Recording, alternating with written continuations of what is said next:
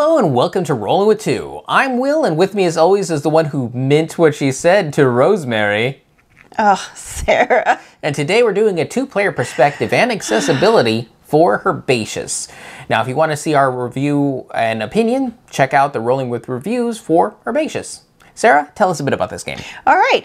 Herbaceous is a drafting set collection game where each player is trying to fill 4 containers with herb cards. Players can use cards in the community garden as well as their own personal garden. Once everyone has filled their containers, the game ends and the player with the most points wins. All right, Will, so how does the game change for 2 players? So, based on the number of players, you will remove a certain number of cards. And that's the change for each actual player count. Right.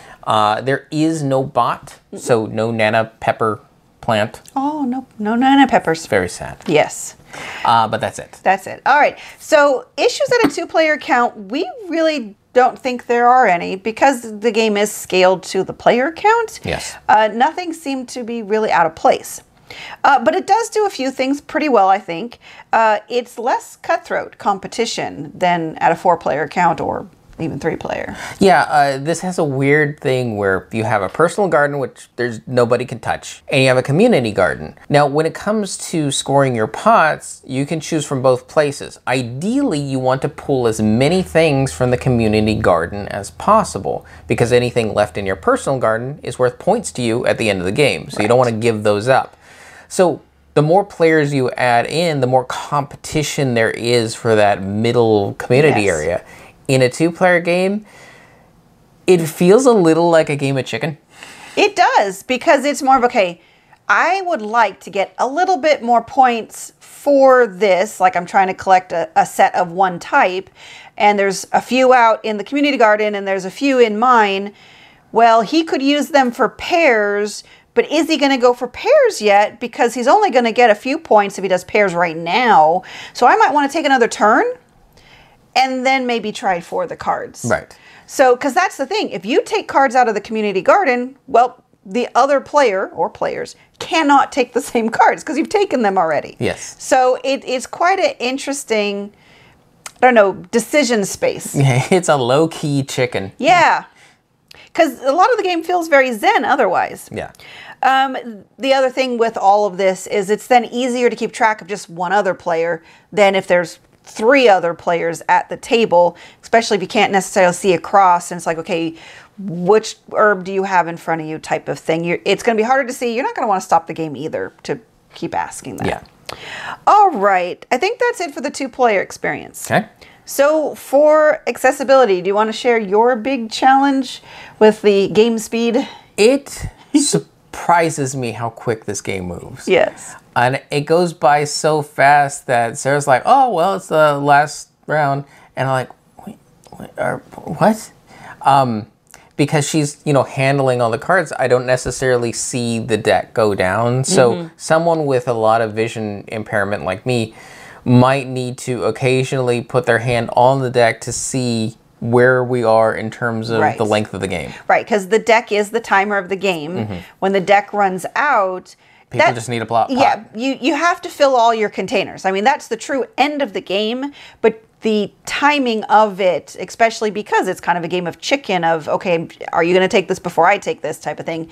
A lot of that is judged based on how far down the deck has gone. Now, most people with, full vision just glance at the deck and you can kind of get a feel for it.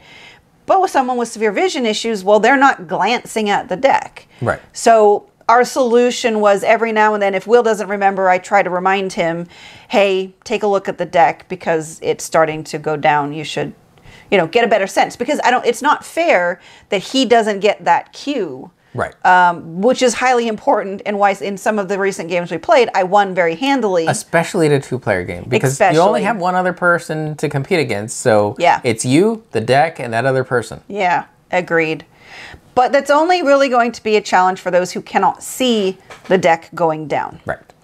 What it does right, though, it does a lot of good things. There's a name on every herb card. So I don't know anything about herbs. I would not be able to tell them apart other than that looks different, but I wouldn't be able to tell you what they are. So the fact that there's a name on there is great because 1, it's a learning point, but 2, I have terminology that I can use with Will. Yes. Because you have to do sets, which means you need to know what's different. Sage. Yeah. You know. Lavender and all that sort rosemary, of stuff. Right. Tarragon. And the really good news is the text is a really simple font. It has high contrast with the background. So because you are going to have to see these a little bit at a distance on the table, you can generally read them from a distance. Some people might need to pick them up depending on your vision. But the fact still is that if Will needed to go take it and use his devices to enlarge it, he'd be able to read them. Yep. The good news, though, is it's all open information. So he doesn't need to do that because the way we play is I flip over the card. So on your turn, you draw 2 cards. The first card you have to choose, does it go in the community garden or for yourself? And then the second one goes in the opposite spot. So I pick up a card for Will and I say, it's rosemary. Do you want it in the community garden or in front of you? And then I ask you, it's like, do you have rosemary? Right. Like, oh, I have one. It's like, okay, I'll keep that. Because you don't need that many rosemary. Because you still haven't scored. You're all of the same type. Yeah, type of thing. Right. And additionally, there's only a few actual icons in the game. So each of the herb cards does have a little symbol in the upper left-hand corner. But I'm going to be very honest. They are not good icons because they're artsy. They're hard to see. I mean, they just really are. They blend into everything. So I never look at the actual icon in the upper left-hand corner for the herb cards. I just go by the name. Now for your pots, because you're going for all of the same or pairs or all different, they do use icons to represent that. So there's only 4 different icon, that you have to pay that you have to really pay attention to learn. And they're simple. They're very straightforward. Once you kind of get it, you're not going to forget that. And then just overall, the rules are really straightforward, really easy to learn. It's a very quick game to teach and a very quick game to play. Yeah, so, always under 15 minutes. Yes, it's real. And even for us, and that's surprising. Yes. Because we don't play games fast. Yeah, we go slow. But this game is always fast. I mean, for me, it's her trying to read all the information. For her, it's her analyzing all the information each time. Yeah.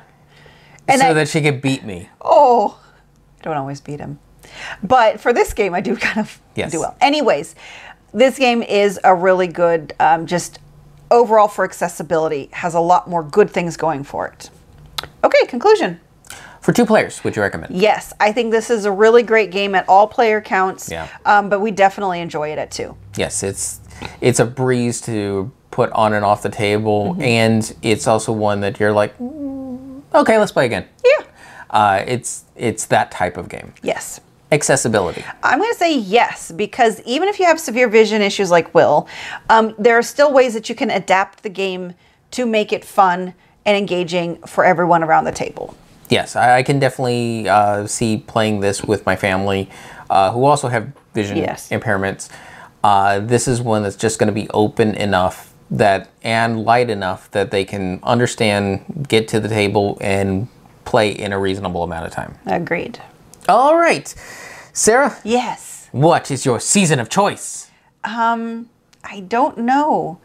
I like garlic, but I don't think that's in this game. Wasn't there like a garlic biscuit? There is a garlic biscuit. It is so hard to earn in the game, but it makes me hungry every time I look at that card. You earned it twice in the 2 games we've recently played. Okay, but over the whole course of all the games that I've played, it's generally hard to obtain. It's yummy. It makes me hungry. There you go. And why would you ever roll with just 1 when you can be rolling with 2? And remember, if you have any questions, comments, or concerns, you can reach out to us on the various social media platforms at Rolling with 2. That's TWO. We are on Twitter, Facebook, and Instagram. And on YouTube, please like and subscribe. And if you have time, check out the other content Nanaman has found for you. Because remember, he's rolling with you.